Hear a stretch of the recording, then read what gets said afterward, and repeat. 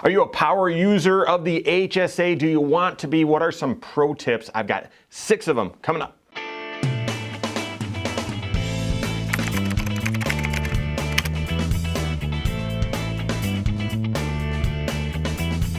My name is Mike Bernard. I'm the host of the Wise Money Show. I'm also one of the certified financial planners right here at Korhorn Financial Group. Make sure you hit that subscribe button, turn on notifications, and smash that thumbs up button. If you have a high deductible health plan that's eligible for the HSA is going to be one of or the most versatile financial instruments available to you. You've got to use it, okay? So whether you're a power user of the HSA or just exploring how this thing works, I've got 6 sort of pro tips you need to be aware of to utilize the HSA to the maximum advantage. Now, just to set the stage, why is the HSA so incredibly versatile? Because it's the only thing in the tax code where you can contribute money into it and get a tax deduction and then pull money out of it tax-free. Okay, the Roth IRA, when you put money in, you don't deduct it. And yeah, the growth comes out tax-free. The IRA, 401k, whatever, goes in pre-tax, so you get a deduction, but then when you pull the money out, you have to pay tax on it. Okay, 529 plan works like the Roth IRA. So there's nothing in the tax code that's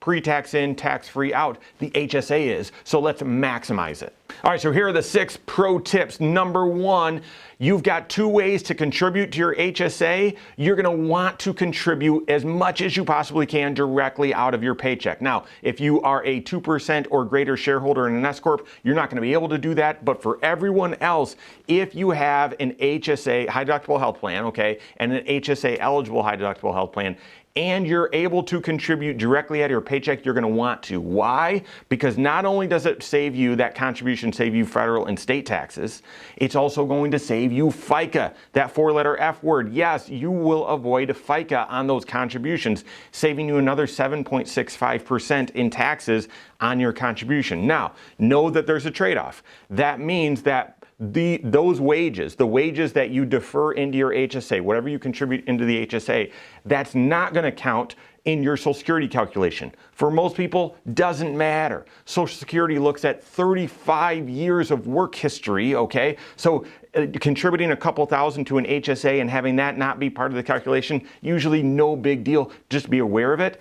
In exchange for not having it be part of your Social Security calculation is you don't pay the Social Security tax, the FICA tax. To me, I'll take that trade. So the primary way, the recommended way you should be contributing to your HSA, the maximum amount, is directly through payroll contributions. Next, make sure you do the catch-up contribution, and there's 2 unique issues with the HSA catch-up contribution. Number 1, for retirement plan contributions, your catch-up starts at age 50. Not for the HSA. It's at age 55. Why did they make that change? Who knows? Makes absolutely no sense. I think someone was sleeping that day when they drew up those laws. That makes no sense to me. But for the HSA, catch-up starts the year you turn 55. Now, the second thing you need to be aware of with catch-up contributions is if that $1,000 extra catch-up contribution that you get starts when you're 55, if you're on a family plan, and you and your spouse are both over age 55, you can each do an extra $1,000 catch-up, okay? But your spouse's extra $1,000 will need to go in their own HSA. Typically, when you've got a family plan, family HSA, the employee, the primary person that's carrying the insurance is the one that has the HSA in their name. They can put the extra $1,000 there. But to do the additional $1,000, the additional catch-up for the spouse will need to open their own HSA, not get their own health insurance plan, open their own health savings account at the bank and put the $1,000 in there. A little extra step, but that means an extra $1,000 into your HSA with those tax savings. I would recommend it. Third, you can invest your HSA. You can invest your HSA. More and more people are aware of this, but I would point out, yes, you can, but don't do it if it's short-term money. If you're putting money in to your HSA and yeah, I'll probably use it. I got prescriptions every month and, I'm bound to get sick once a year, go see a doctor, whatever. And when I do so, I'm going to draw money out of my HSA. Don't invest those dollars, okay? Leave a chunk in cash if you're going to be using your HSA, and then just invest what's above and beyond that. Some of you, and we've recommended this several times here on the Wise Money Show, is just contribute to your HSA and don't touch it. Don't touch any of it. As you have additional medical expenses, pay that out of pocket. Don't pull it out of your HSA, because that's going to do two things, and this is the fourth hack. Number one, it's going to let you invest more of it, okay, for that long-term growth. But number two, this is the next pro tip is you can shoebox your HSA, which means all those out-of-pocket medical expenses that you don't draw from your HSA, you can save those receipts, and there's no statute of limitations as to when you can reimburse yourself for those payments out of your HSA. So think about this, okay? When you're 30 or 40, you've got $5,000 of medical expenses that you pay out of pocket instead of drawing from your HSA. That means $5,000 is staying in your HSA, growing because you've invested it, tax-free, and 30 years later, so, at age 70 or at age 60, something like that, that $5,000 that you kept in there has grown to $30,000. And then you take $5,000 out of that to reimburse yourself for those expenses.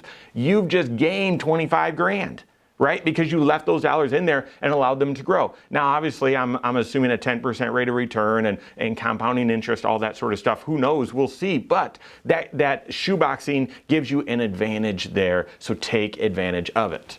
The fifth pro tip, and this is not a recommendation, you just need to be aware that you can do it. Once in a lifetime, you can transfer money from your IRA to your HSA. Many people doesn't apply, but when it does, take advantage of it. Here's how that works. In any given year, but only once in your lifetime, you can contribute that year's total amount of contribution limit. You can you can do that contribution by transferring from an IRA directly into your HSA. When you do that, you can't also contribute out of pocket. You can't also have your employer do some sort of contribution to your HSA.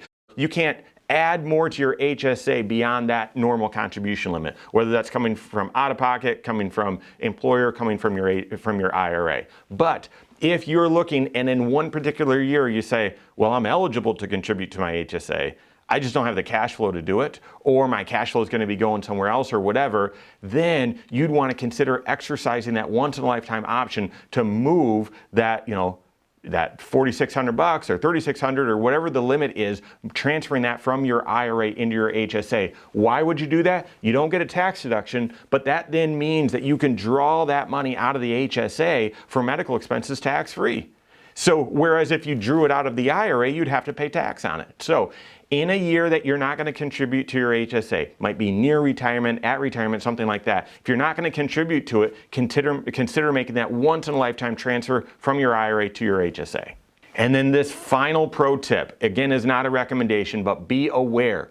You can use your HSA for non-medical expenses after age 65, no penalty, no strings attached. Your IRA works this way at age 59 and a half, where you can draw the money out after age 59 and a half and there's no penalty. Yeah, it's taxable, no penalty. Your HSA, you want to think of it and treat it that it's just for medical expenses, because that's how the money comes out tax-free. Fantastic. But if you're not going to have enough medical expenses, or you've got a unique situation and you say, I actually want to pull some of this money out of my HSA, and I'm not going to use it for medical expenses, I just need access to that money. After age 65, you can do so.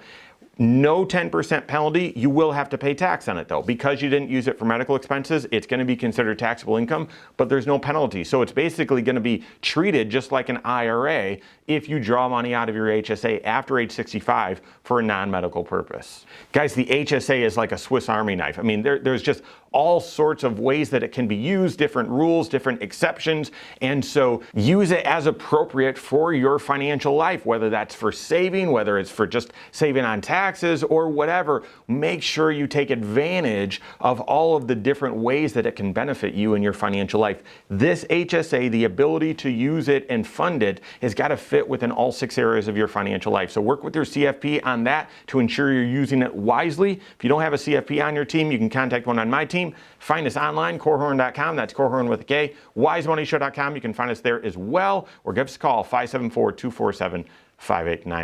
All right, there you have it. Go out and take your next wise step in your financial life.